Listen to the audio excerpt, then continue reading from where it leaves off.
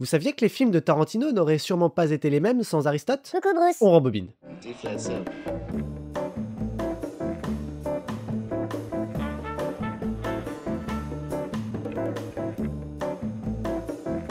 Le théâtre antique répondait à certaines règles tacites, l'unité de temps, de lieu et d'action. À son époque, Aristote a écrit un petit bouquin nommé La Poétique, une théorisation des différents genres théâtraux qui lui étaient contemporains. En tout cas, son bouquin influença une putain de grande partie de l'art dans le monde occidental, et ce même encore aujourd'hui. Dans les années 1600, période de la Renaissance qui a vu naître des dramaturges comme Molière, Racine ou Corneille, le théâtre classique apparut et s'est mis à définir un ensemble de règles à respecter pour la dramaturgie. Et ces règles, on s'en est inspiré de qui pour les rédiger?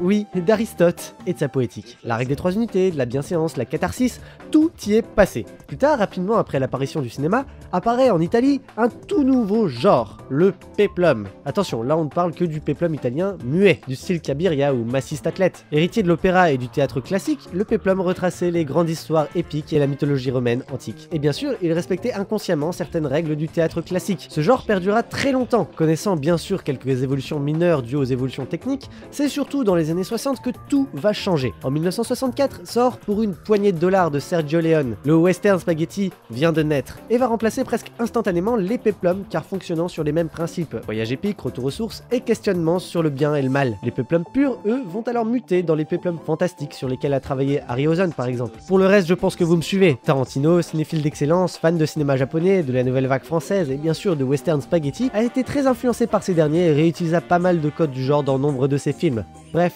quand vous regarderez Django Unchained la prochaine fois, n'oubliez pas qu'il y a un peu d'Aristote dedans.